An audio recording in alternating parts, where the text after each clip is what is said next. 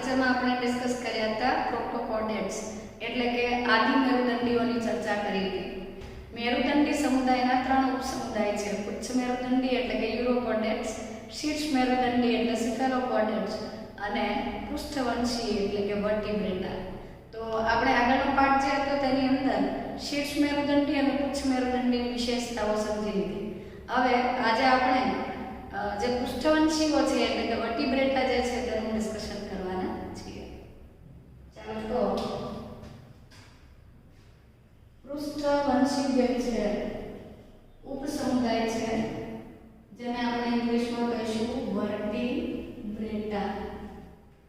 પૃષ્ઠવંશીઓ જે છે એની અંદર ગર્ભકાળ દરમિયાન મેરુદંડ સર્જાય છે, નોટોકોડ સર્જાય છે અને ત્યાર પછી એ પુખ્તતાએ પહોંચતા સુધીમાં કરોડ સ્તંભ અથવા તો એના જેવી જે રચના છે એમાં ફેરવાય અને કરોડ સ્તંભ જે છે એ થોડો ખંડિત બને છે, જેની અંદર પૃષ્ઠ બાજુએ આવેલું ચેતારજ્જુ રક્ષણ પામે છે.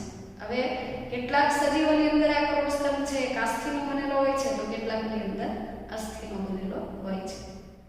તો પૃષ્ઠવંશીઓ જે છે તેઓની અંદર ગર્ભકાળ દરમિયાન અથવા ગર્ભ વિકાસ દરમિયાન નોટોકોડ અથવા મેરુદંડ સર્જાય છે. ફરીથી યાદ કરાવું તમને તો નોટોકોડ અથવા મેરુદંડ જે છે એ ગર્ભકાળ દરમિયાન સર્જાતી પૃષ્ઠ બાજુએ જોવા મળતી એક નળાકાર રચના છે, પોલી અને નળાકાર. એ પોલા નળાકાર દંડની અંદર ચેતારજ્જુ જે છે તે રક્ષણ પામે છે.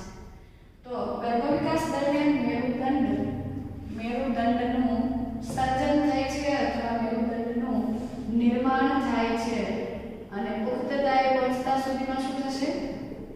પુખ્તતાએ પહોંચતા સુધીમાં આ મેરુદંડમાંથી કરોડ સ્તંભ બની જાય છે એટલે કે વર્ટિબ્રલ કોલમ બને છે. પુખ્તતાએ પહોંચતા સુધી અડલ્ટ સ્ટેજ સુધીમાં તે ખંડિત બની અને કરોડ સ્તંભમાં ફેરવાય છે. વર્ટિબ્રલ કોલમ જે છે તેમાં ફેરવાય છે. આ વર્ટિબ્રલ કોલમ અથવા કરોડ સ્તંભ જેવી રચના બને છે ને એ પણ ક્યાં બને છે? પૃષ્ઠભાગે બને છે. સર્જાયેલું વર્ટિબ્રલ કોલમ જે છે કેટલાક પ્રાણીઓની અંદર કાસ્થિનું બનેલું હોય છે જ્યારે કેટલાક પ્રાણીઓની અંદર અસ્થિનું બનેલું હોય છે. આ બંને અંતઃકંકાલના ઘટકો છે. કાસ્થિ જે છે એ સ્થિતિસ્થાપકતા ધરાવે છે અને અસ્થિ જે છે તેની સ્થિતિસ્થાપકતા હોતી નથી, એ બરડ હોય છે. તો આ થઈ ગઈ કરોડ સ્તંભની વાત કે જે પુખ્તતાએ પહોંચતા સુધીમાં બની જાય અને એની દરેક જે ખંડિકાઓ છે તેને આપણે કશેરુકાઓ તરીકે ઓળખીએ છીએ. તો આ પોલી નળાકાર રચના છે. ત્યાર પછી આથી તેઓ મેરુદંડીનો જ પ્રકાર છે એટલે કે બધા જ મેરુદંડ આથી બધા પૃષ્ઠવંશીઓ જે છે આથી બધા પૃષ્ઠવંશીઓ મેરુદંડી છે પરંતુ બધા જ મેરુદંડી પૃષ્ઠવંશી કહી શકાતા નથી. આનો અર્થ શું છે? જેટલા પણ પૃષ્ઠવંશીઓ છે બધાની અંદર ગર્ભકાળ દરમિયાન મેરુદંડ તો સર્જાવાનો. આથી આ બધા મેરુદંડી તો ગણાય જ, પરંતુ પુખ્તતાએ તેની અંદર એ કરોડ સ્તંભમાં કન્વર્ટ થઈ ગયું એટલા માટે શબ્દ લીધો પૃષ્ઠવંશી. એટલે પૃષ્ઠવંશીઓની અંદર મેરુદંડ છે પણ જેટલા મેરુદંડધારી સજીવો છે બધાની અંદર મેરુદંડનું રૂપાંતર ક્યારે એવું નથી બન્યું કે બધાની જ અંદર એ કરોડ સ્તંભ અથવા વર્ટિબ્રલ કોલમમાં કન્વર્ટ થાય. તો જેની અંદર વર્ટિબ્રલ કોલમ બને છે એને જ આપણે પૃષ્ઠવંશી જૂથમાં સમજીશું. ચાલો ત્યાર પછી આ સમુદાય અથવા ઉપસમુદાયના પ્રાણીઓ જે છે એ મેરુદંડીના બધા જ લક્ષણો ધરાવે છે. બધા જ લક્ષણો એટલે મેરુદંડીમાં કયા લક્ષણો થાય? તો મેરુદંડની હાજરી, ત્યાર પછી પશ્ચગુદા પુચ્છ બનવું, ત્યાર પછી એની અંદર કંઠનાલીય ઝાલરફાટો હોવી, દ્વિપાર્શ્વ સમમિતિ, અંગતંત્ર સ્તરનું આયોજન, ત્રિગર્ભ સ્તરીય હોવું, દેહકોષ્ઠ હાજર હોવું વગેરે લક્ષણો તો છે જ. તો મેરુદંડીના બધા જ લક્ષણો જેવા કે મેરુદંડની હાજરી, કંઠનાલીય ઝાલરફાટો વિકસવી, ત્યાર પછી પોસ્ટ એનલ ટેલ અથવા પશ્ચગુદા પુચ્છની હાજરી, આ ઉપરાંત તેઓ ત્રિગર્ભ સ્તરીય છે, 3 ગર્ભીય સ્તરો ધરાવે છે. દ્વિપાર્શ્વ સમમિતિ અને અંગતંત્ર સ્તરનું આયોજન દર્શાવે છે.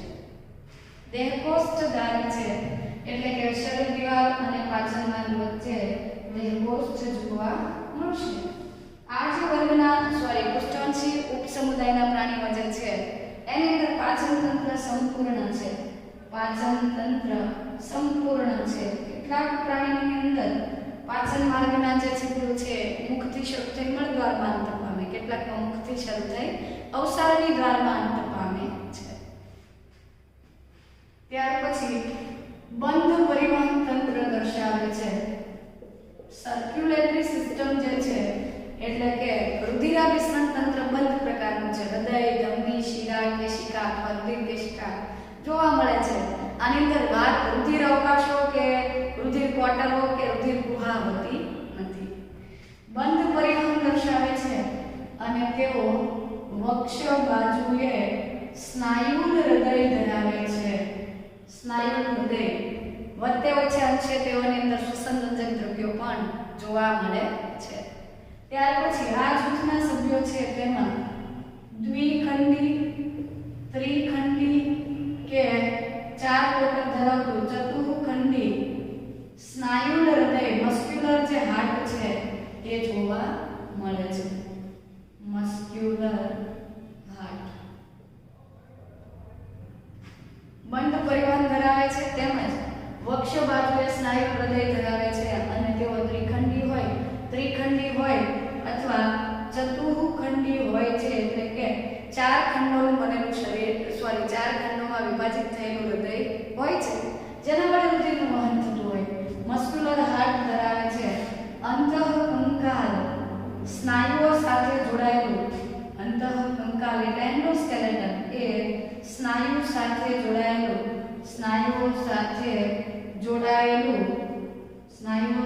જોડાયેલા અસ્થિ કે કાસ્થિનું બનેલું હોય છે. અસ્થિ અથવા કાસ્થિનું બનેલું હોય છે. ચાલો તો અંતઃકંકાલ જે છે એ સ્નાયુઓ સાથે જોડાયેલા અસ્થિ અથવા કાસ્થિનું બનેલું છે અને કોઈકની અંદર અસ્થિ હશે કોઈકની અંદર કાસ્થિ હશે. તો એવી જ રીતે આ જે મેરુદંડ છે એ પણ કાસ્થિ કે અસ્થિનો બનેલો હોય છે. ત્યાર પછી ઉત્સર્જન માટે અલગ અલગ પ્રકારના મૂત્રપિંડ આવેલા હોય છે પરંતુ જોડમાં મૂત્રપિંડ આવેલા હોય છે. મધ્યસ્થ ચેતાતંત્ર મગજ અને કરોડરજ્જુથી મોટા ભાગે બનેલું હોય છે. આમ છતાં આપણે એવું કહી દઈએ કે ચેતાતંત્ર સુવિકસિત હોય છે અને પૃષ્ઠ બાજુએ ગોઠવાયેલું તેમજ એકવડું છે. તો આ પૃષ્ઠવંશીઓ જે છે તેની સામાન્ય લાક્ષણિકતાઓ થઈ. વસવાટની વાત કરીએ તો પૃષ્ઠવંશીઓ જે છે મોટા ભાગે બધા જ વસવાટમાં જોવા મળે છે અને જે તે વસવાટમાં તેઓના વર્તણૂક અથવા તો જીવન પદ્ધતિઓ જુદી હશે. પ્રચલન માટે હલનચલન તેમજ પ્રચલન માટે જોડિયા ઉપાંગો ધરાવે છે. એપેન્ડેજીસ જે છે એ જોડમાં આવેલા હોય છે. 1 જોડ, 2 જોડ કે 3 જોડ. સામાન્ય રીતે 1 અથવા 2 જોડ ઉપાંગો ધરાવતા હોય છે અને ઉપાંગોની મદદથી તેઓ પ્રચલન કરે છે. દાખલા તરીકે ઉપાંગો જે છે એ સામાન્ય રીતે હલનચલન અને પ્રચલન માટે હોય છે. એટલે કે ચાલવા કે દોડવા માટે પગ જે છે એ જોવા મળતા હોય છે. જમીન પર વસવાટ કરે તો માછલીઓ જે છે એ પણ પૃષ્ઠવંશીમાં આવે છે. તો એની અંદર જોડમાં મીનપક્ષ આવેલા છે અને તમે જાણો છો કે મીનપક્ષ જે છે તે તરવામાં ઉપયોગી છે. શ્વસન માટે માછલીમાં જાળવેલો છે જ્યારે સ્તનીય સ્વરૂપોની અંદર ફેફસા આવેલા છે. ફેફસાઓ દ્વારા શ્વસન કરે છે. આ ઉપરાંત પક્ષીઓ જે છે એની અંદર ઉપાંગોનું રૂપાંતર પાંખમાં થયેલું છે અને પાંખની મદદથી તેઓ ઉડ્ડયન દર્શાવે છે. ત્વચા સુવિકસિત હોય છે અને દરેકની અંદર વિશેષતા જોવા મળે છે. ચેતાતંત્રની અંદર જટિલતા વધતાની સાથે તેઓની અંદર વિશેષ સંવેદી અંગો તરીકે દ્રષ્ટિ સંવેદી અંગોમાં આંખ, શ્રવણ સંવેદી અંગોમાં કાન અને ઘ્રાણ સંવેદી અંગો તરીકે નાક જેવી રચનાઓ હોય છે. પરંતુ જરૂરી નથી કે બધામાં બધી જ રચનાઓ સ્પષ્ટ હોય. આમ છતાં કેટલાક એવા છે કે જેમાં વિશેષ કાર્ય માટે અંગ ના હોય તો ચોક્કસ પેશી અને અંગતંત્ર પણ ઘણી વખત વિકસિત જોવા મળશે. ચાલો તો હવે પૃષ્ઠવંશીના સામાન્ય લક્ષણો પછી આપણે એ ડિસ્કસ કરીશું કે એનું વર્ગીકરણ કેવી રીતે કરવું અને કેટલા જૂથોમાં આપણે તેને વિભાજિત કરી શકીએ. તો ઉપસમુદાય પૃષ્ઠવંશી છે તેના વિભાગ, ઉપરી વર્ગ અને એ જે તે લાક્ષણિકતાઓ છે તેનું આપણે ચાર્ટ દ્વારા વર્ણન કરીએ. પૃષ્ઠવંશીઓ અથવા વર્ગીબ્રેટા છે એનું પહેલેથી વર્ગીકરણ કરીએ તો સમુદાય એટલે કે ફાઇલમ મેરુદંડી હતો. મેરુદંડી પછી ઉપસમુદાય આવે છે ઉપસમુદાય પૃષ્ઠવંશી એટલે કે કરોડ સ્તંભ ધરાવતો સમુદાય ઉપસમુદાય. ઉપસમુદાય પૃષ્ઠવંશી જે છે એ ફર્ધર બે વિભાગોમાં વિભાજિત થાય છે અને પૃષ્ઠવંશીના બે વિભાગ છે, બે ડિવિઝન છે. કયા બે વિભાગ છે? જડબાની હાજરી કે ગેરહાજરીના આધારે. જો જડબા હાજર ન હોય તો એવા પ્રાણીઓને આપણે કહીશું હનુવિહીન, એ જ્ઞાતા, અને જડબા હાજર હોય એવા પ્રાણીઓને કહીશું હનુધારી. તો હનુવિહીન એટલે કે એ જ્ઞાતા અને જડબાનું હાડકું હાજર હોય એવા પ્રાણીઓને આપણે કહીશું હનુધારી. હનુધારી એટલે કે જ્ઞાથોસ્ટોમેટા. ચાલો તો સમુદાય મેરુદંડીના ત્રણ ઉપસમુદાય હતા: ઉચ્ચ મેરુદંડી, શીર્ષ મેરુદંડી અને પૃષ્ઠવંશી. પૃષ્ઠવંશી ઉપસમુદાયના બે વિભાગ છે, હનુવિહીન અને હનુધારી. હનુધારી અને હનુવિહીન. તો હનુવિહીન જે છે એમાં જડબા જે છે તેની ગેરહાજરી હોય છે અને હનુવિહીન જે વિભાગ છે તેના ફરી પાછા બે વર્ગ છે, બે ક્લાસ છે. કયા બે ક્લાસ? ઓસ્ટ્રેકોડર્મી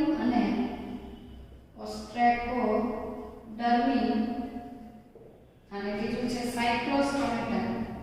સાયક્લોસ્ટોમ્સ અથવા સાયક્લોસ્ટોમેટા એટલે કે ચૂષમુખા. આ એવા પ્રાણી છે કે જેની અંદર જડબાનું હાડકું હોતું નથી અને એમના મુખ જે છે એ ચૂષક પ્રકારના હોય છે. આમ છતાં તે માછલીઓ જેવા લક્ષણો ધરાવે છે. હનુધારી જે છે, હનુધારીની અંદર જડબા જે છે જડબાની હાજરી ધરાવતો વિભાગ છે અને હનુધારીઓ જે છે એના ફરી પાછા બે ઉપરી વર્ગ છે, સુપર ક્લાસ. ઉપરી વર્ગ એટલે વર્ગની પહેલાનો જે વર્ગ છે તે ઉપરી વર્ગ બે થશે. જડબા ધરાવતા બે ઉપરી વર્ગ છે, મત્સ્ય એટલે કે પાઇસિસ અને ચતુષ્પાદ એટલે કે ટેટ્રાપોડા. મત્સ્ય જે છે માછલીઓ જે છે જોડમાં મીનપક્ષ ધરાવે છે અને પાણીમાં તરે છે, દરિયાવાસી હોય કે મીઠા જળમાં વસતી હોય. તો મત્સ્ય જે છે એને આપણે કહીએ છીએ પાઇસિસ અને ચતુષ્પાદ જે છે તેને કહીશું ટેટ્રાપોડા. ટેટ્રા એટલે ચાર, પોડા એટલે ઉપાન. એવા પ્રાણી કે જેની અંદર ચાર એપેન્ડેજીસ હોય એને આપણે ટેટ્રાપોડ્સ કહીએ છીએ. ઓકે, ચાલો માછલીઓ મોટા ભાગે તમે જાણો છો કે ત્રાગાકાર શરીર ધરાવતી હોય, ભીંગડા ધરાવતી હોય અને પાણીમાં વસવાટ કરે છે. એક્ઝેક્ટલી. પરંતુ અંતઃકંકાલની હાજરીના આધારે માછલીના પણ બે વર્ગ છે, બે ક્લાસ છે. કયા?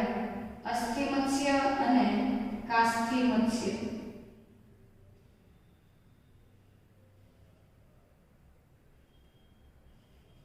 કાસ્થિ મત્સ્ય અને અસ્થિ મત્સ્ય. કાસ્થિ મત્સ્ય જે છે એની અંદર કાસ્થિનું બનેલું અંતઃકંકાલ હોય, જ્યારે અસ્થિ મત્સ્યમાં અસ્થિનું બનેલું હોય. ઓસ્ટિક્ટિસ એટલે અસ્થિ મત્સ્ય અને કોન્ડ્રિક્ટિસ એટલે કાસ્થિ મત્સ્ય. ચતુષ્પાદ જે છે, ચતુષ્પાદના ચાર અલગ અલગ વર્ગ છે. ચાર વર્ગ છે: ઉભયજીવી, સરીસૃપ, વિહંગ, સસ્તન. ઉભયજીવીઓ જે છે એટલે કે ચતુષ્પાદ વર્ગ જે છે એને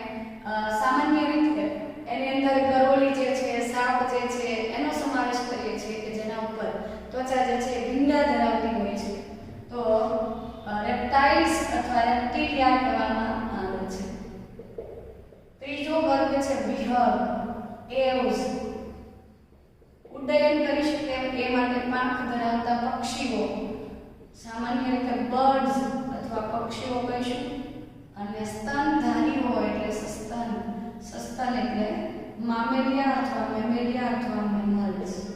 તો આ રીતે આપણે મનુષ્યની વાત કરીએ તો સસ્તન વર્ગનું પ્રાણી છે અને ખૂબ જ ઉચ્ચ કક્ષાના લક્ષણો ધરાવે છે.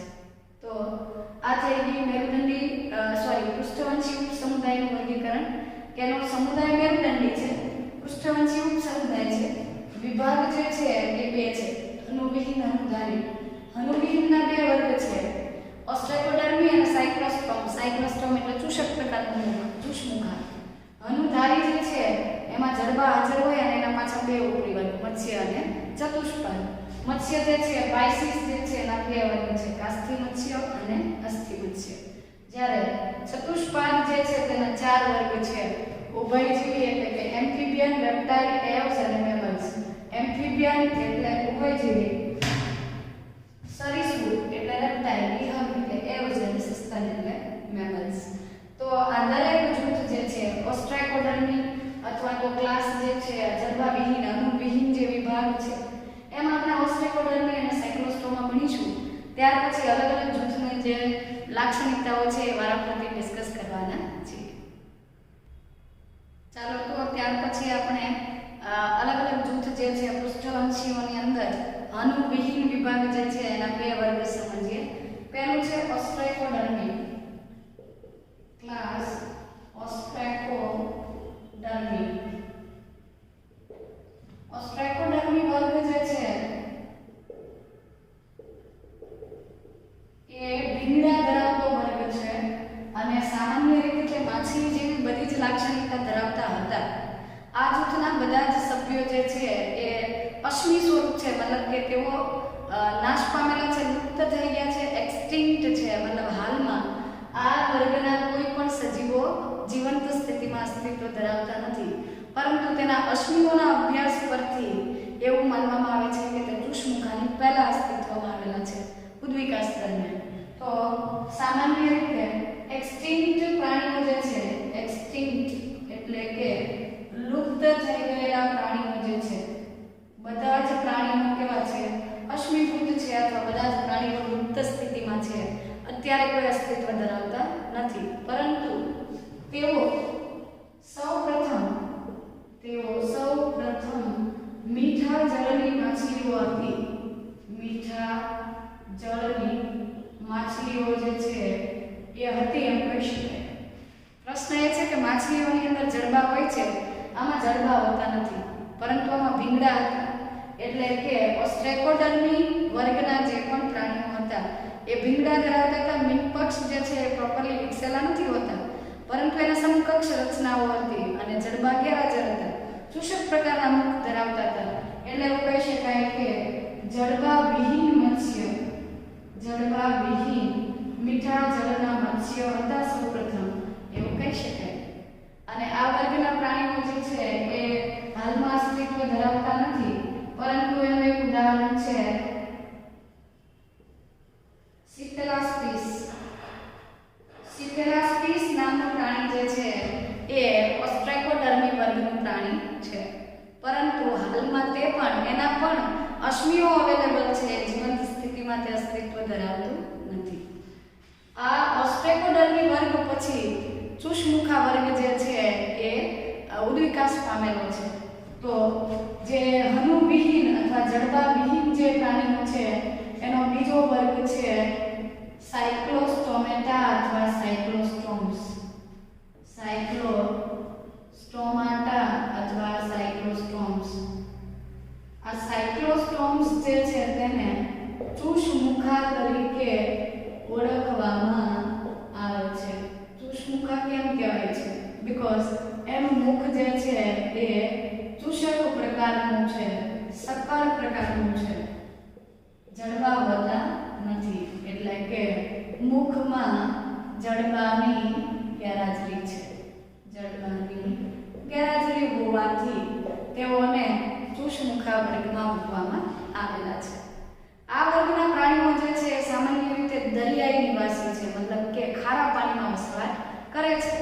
પણ વિશેષતા એ છે કે તેઓ પ્રજનન માટે એટલે કે ઈંડા મૂકવા માટે, સ્પોનિંગ માટે મીઠા જળમાં જાય છે અને મીઠા જળમાં જઈ ઈંડા મૂકે છે અને ફરી પાછા એ ઈંડા મૂક્યા બાદ તરત જ તેઓ ટૂંક સમયમાં મૃત્યુ પામે છે અને એટલે જ તેઓ જીવનમાં એક જ વાર પ્રજનન કરે છે અથવા એક જ વાર તે ઈંડા મૂકે છે.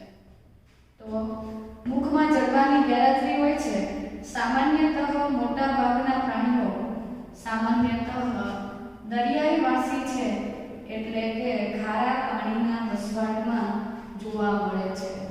ખારા પાણીના વસવાટમાં જોવા મળે છે. પ્રજનન માટે અથવા ઈંડા મૂકવાની બાબતને કહેવાય છે સ્પોનિંગ. સ્પોનિંગ માટે તેઓ મીઠા પાણીમાં જાય છે. મતલબ કે પોતાના જીવનકાળનો મોટાભાગનો તબક્કો તે પસાર કરતા હોય છે ખારા પાણીમાં, દરિયાઈ વસવાટમાં, પરંતુ પ્રજનન માટે તેઓ મીઠા પાણીમાં જાય છે અને મીઠા પાણીમાં ગયા પછી તેઓ ઈંડા મૂકે છે. સ્પોનિંગ બાદ ઈંડા મૂકવા એટલે સ્પોનિંગ બાદ તેઓ ટૂંક સમયમાં મૃત્યુ પામે છે. એકવાર ઈંડા મૂક્યા પછી તેઓ ટૂંક સમયમાં જે છે એ મૃત્યુ પામે છે. મતલબ કે પ્રજનન જીવનકાળ દરમિયાન એક જ વાર પ્રજનન દર્શાવે છે. તો ચુષ્મુખા વર્ગના પ્રાણીઓ જે છે એની અંદર આ ઈંડા આપણે મીઠા પાણીમાં મૂક્યા છે. તો મૂકેલા ઈંડા જે છે એ ડિંભીય તબક્કો, ડિંભ જે છે એ વિકાસનો તબક્કો પૂર્ણ કર્યા બાદ વિકાસનો તબક્કો મીઠા પાણીમાં પૂર્ણ કરે છે. વિકાસનો તબક્કો જે છે એ મીઠા પાણીમાં પૂર્ણ કરે છે અને બાદમાં પુખ્ત સ્વરૂપો ફરીથી ખારા પાણીમાં અથવા સમુદ્ર કે મહાસાગરમાં પાછા ફરે છે. સમુદ્રમાં અથવા મહાસાગરમાં પાછા રિટર્ન થાય છે. પ્રશ્ન એ છે કે પેલા ડીંભ જે છે એને કેવી રીતે ખબર પડે કે મીઠા પાણીને છોડીને ખારા પાણીમાં જવાનું છે? એમની અંદર ઘણા સંવેદી અંગો હોય છે અને એ અંગ જે છે એની સાથે સાથે તે પાણીમાં રહેલી ચોક્કસ જે ગંધ છે એને પારખીને મીઠા પાણીમાંથી ખારા પાણીમાં જાય અને પુખ્તતાએ પહોંચી તેઓ પોતાના વૃદ્ધિ અને વિકાસના તબક્કા પૂર્ણ કર્યા બાદ જ્યારે પ્રજનન ક્ષમતા ધારણ કરે છે ત્યારે તેઓ ફરી પાછા ક્યાં જાય છે? સ્પોનિંગ માટે ફરી પાછા તેઓ દરિયાઈ વસવાટ છોડી અને મીઠા પાણીમાં જાય છે. તો આ મીઠા પાણી અને ખારા પાણીના વસવાટમાં ક્યારે સ્થળાંતરિત થવું અને ક્યારે કયા વિસ્તાર તરફ ગતિ કરવી એ નક્કી કરવા માટે એમની અંદર ખાસ પ્રકારની જ્ઞાન સંવેદના હોય છે કે જે પાણીના pH ને ચકાસી શકે છે. તો આ રીતે આ એની લાક્ષણિકતા છે કે મીઠા પાણીમાં પ્રજનન માટે જાય છે અને પ્રજનન બાદ ખૂબ ઓછા સમયમાં મૃત્યુ પામે છે. ડીંભ જે છે ફરી પાછા ક્યાં જાય છે? ખારા પાણીમાં જાય છે. ચાલો ત્યાર પછી પાચન માર્ગની વાત કરીએ તો પાચન તંત્ર જે છે એ સંપૂર્ણ છે. મુખથી શરૂ કરી અને મળગાર સુધી લંબાયેલું હોય છે. આમ છતાં આ વર્ગના કેટલાક સજીવો જે છે, કેટલાક પ્રાણીઓ અથવા પુખ્ત પ્રાણીઓ જે છે એ સત્ય માછલી સાથે, સાચી માછલી પર પરોપજીવન ગાળે છે. બાહ્ય પરોપજીવી છે. બાહ્ય પરોપજીવી છે તેનો અર્થ છે કે તેઓ માછલીના શરીર પર બહારથી ચોંટીને રહે છે અને તેમાંથી તેઓ ખોરાક અથવા તો રુધિર જે છે તેને ચૂસે છે. ખાસ કરીને લેમ્પ્રી જે છે રુધિર ચૂસતા હોવાથી છે તેઓને સેંગ્વિવોરસ પણ કહી શકાય. ત્યાર પછી ઉત્સર્જન માટે એમની અંદર પણ મૂત્રપિંડ આવેલા હોય છે અને એકલિંગી સજીવો છે. પાચન તંત્ર સંપૂર્ણ છે. તેની સાથે સાથે આ પ્રાણીઓ જે છે એ પ્રચલન કરવા માટે મીનપક્ષ ધરાવતા નથી. મીનપક્ષ જોડમાં મીનપક્ષ ગેરહાજર હોય છે અને શરીર પર ભીંગડા પણ હોતા નથી. તો ભીંગડા જે છે તે ગેરહાજર હોય છે. ચાલો તો બાકીની લાક્ષણિકતાઓ સમજીએ કે ચુષ્મુખા જે છે, સાયક્લોસ્ટોમ્સ અથવા ચુષ્મુખા જે છે એમની અંદર રુધિરાભિસરણ તંત્ર બંધ પ્રકારનું છે. રુધિરા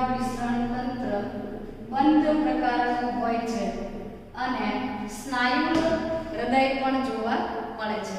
સ્નાયુ હૃદય ધરાવે છે અને આ સ્નાયુ હૃદય જે છે તે દ્વિખંડી હોય છે. બે કોટરોમાં દ્વિખંડી હૃદય ધરાવે છે. બે ખંડોનું બનેલું હૃદય હોય છે અને આવા હૃદયને વેનસ હાર્ટ કહેવામાં આવે છે. વેનસ હાર્ટ. વેનસ હાર્ટનો અર્થ થાય શૈલિક હૃદય, શિરા ધરાવતું હૃદય અથવા હૃદયમાંથી રુધિર ધમનીમાં જાય છે અને ધમનીમાંથી તે રુધિર અંગોમાં થઈ અને શિરા મારફતે હૃદયને પાછું મળે છે. એટલે કે હૃદય જે છે એ રુધિર શિરામાંથી પ્રાપ્ત કરે છે. ત્યાર પછી રુધિરાભિસરણ તંત્ર ઉપરાંત એના પાચન તંત્રની શરૂઆત મુખથી થાય છે. તો મુખ એ ચૂષક પ્રકારનું છે, એટલે કે તેની અંદર જડબા હોતા નથી અથવા જડબાના હાડકાં હોતા નથી. શીર્ષ પર 3 આંખ આવેલી છે. શીર્ષ પર 3 આંખ આવેલી છે. એ પૈકીની એક આંખ જે છે તે મધ્યસ્થ છે અથવા પિનિયલ આઈ છે. પિનિયલ ગ્રંથિ જે સ્થાને હોય છે એમ ઉપર શીર્ષના મધ્ય ભાગે આંખ આવેલી છે, મધ્યસ્થ આંખ, અને બાકીની 2 પાર્શ્વીય આંખ આવેલી હોય છે. ચૂષક પ્રકારનું મુખ હોવાથી તે ઝડપથી ખોરાક જે છે અથવા રુધિર જે છે તેને ચૂસી શકે છે. યજમાન સાથે જોડાણ સાધે છે. ત્યાર પછી જોડમાં મીનપક્ષ અથવા ભીંગડા જે છે એની ગેરહાજરી છે. ઉત્સર્જન માટે મૂત્રપિંડ આવેલું હોય છે.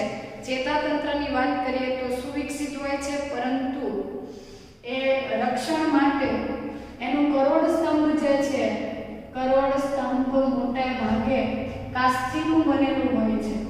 કરોડ સ્તંભ મોટા ભાગે કાસ્થીનું બનેલું હોય છે અને આથી તેની અંદર અસ્થિ હોતું નથી. એટલે કે અંતઃકંકાલ મોટા ભાગના સભ્યોમાં કાસ્થીનું હોય છે. આમ છતાં કેટલાક પ્રાણીઓ એવા છે કે જેની અંદર કરોડ સ્તંભ જે છે એટલું બધું વિકસતું નથી અને મેરુદંડ ધરાવે છે. મતલબ કે મેરુદંડનો કેટલો હિસ્સો છે એ કરોડ સ્તંભમાં રૂપાંતરિત થાય છે, કેટલો હિસ્સો કરોડ સ્તંભમાં વિભાજિત થતો નથી. કાસ્થીનું બનેલું કરોડ સ્તંભ અને અંતઃકંકાલ ધરાવે છે. ત્યાર પછી પ્રજનનની વાત કરીએ તો એકલિંગી પ્રાણીઓ છે જેમાં લિંગભેદ કેટલીક વાર જોવા મળે છે અને પાણીના માધ્યમમાં ફલન થાય છે, એટલે કે બાહ્ય ફલન અને પરોક્ષ વિકાસ અથવા સીધો વિકાસ. કેટલાક સભ્યોની અંદર ડાયરેક્ટ એટલે કે સીધો વિકાસ થાય, જેમાં પિતૃ પ્રાણીને મળતું આવતું જે બાળક અથવા સંતતિ છે, બચ્ચું જે છે એ હોય છે. જ્યારે લેમ્પ્રી જે છે, લેમ્પ્રી અથવા પેટ્રોમાઇઝોન જે છે તેમાં એમોસિટ ડિમ્પ જે છે તે જોવા મળે છે. એમોસિટ ડિમ્પ. બાકીના સભ્યોની અંદર મોટા ભાગે સીધો વિકાસ જોવા મળશે. તો આ થઈ ગઈ ચૂષમુખા વર્ગની વાત. ચૂષમુખા વર્ગના પ્રાણીઓમાં ચૂષક પ્રકારનું મુખ છે, 3 આંખ છે, સંપૂર્ણ પાચન માર્ગ છે અને ત્યાર પછી એની અંદર મીનપક્ષ જેવી રચના હોય છે, પરંતુ સત્ય મીનપક્ષ કે ભીંગડા હોતા નથી. તેઓ મોટાભાગે સત્ય માછલીઓ ઉપર પરોક્ષ જીવન ગાળે છે. દ્વિખંડી હૃદય ધરાવે અને બંધ પરિવહન જોવા મળે છે. વિશેષતા એ છે કે તેઓ પ્રજનન માટે મીઠા પાણીમાં જાય છે અને ડિંભીય વિકાસ પૂરો થયા બાદ પ્રાણી ફરી પાછા ખારા પાણીમાં આવી જાય છે. જીવનમાં એક જ વાર પ્રજનન કરે છે અને પ્રજનન બાદ તેઓ ટૂંક સમયમાં મૃત્યુ પામશે. ઉદાહરણ તરીકે લેમ્પ્રી જે છે, લેમ્પ્રીનું બીજું નામ છે લેમ્પ્રી જે છે એને પેટ્રોમાઇઝોન તરીકે પણ ઓળખવામાં આવે છે. પેટ્રોમાઇઝોન અથવા લેમ્પ્રી જે છે એ સામાન્ય રીતે ચૂષમુખા વર્ગનું પ્રાણી હોવાની સાથે તે સાચી માછલી પર પરોપજીવન કાઢે છે. માછલી પર પરોપજીવન કાઢવાની સાથે તે રુધિરને, માછલીનું રુધિર ચૂસે છે, એટલે કે સેંગ્વિવોરસ છે. સેંગ્વિવોરસ છે. લેમ્પ્રીની અંદર ડિંભીય વિકાસ જોવા મળે છે અને એનું જે ડિંભ છે તેને આપણે કહીએ છીએ એમોસિટ આર્બી અથવા એમોસિટ ડિંભ જે છે. એમોસિટ ડિંભ અથવા એમોકિટ ડિંભ જે છે એ જોડતી કડી છે. ઇમ્પોર્ટન્ટ ક્વેશ્ચન છે. એમોસિટ લાર્વા અથવા એમોસિટ ડિંભ જે છે એ શીર્ષ મેરુદંડી, કેટલાક લક્ષણો શીર્ષ મેરુદંડી જેવા છે. તે શીર્ષ મેરુદંડી અને ચૂષમુખા વર્ગ વચ્ચેની જોડતી કડી છે. એટલે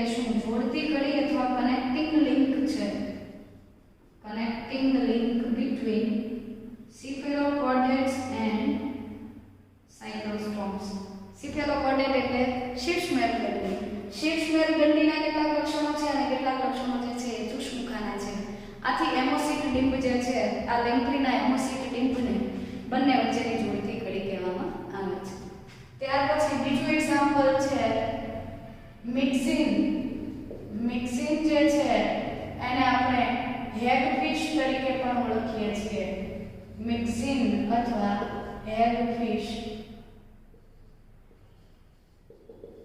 મિક્સિન અથવા હેગફિશ જે છે એ પણ માછલી પર પરોપજીવન ગાળે છે, પરંતુ ખાસ કરીને મિક્સિન જે છે, મિક્સિન એ યજમાન માછલીના યજમાન સાથે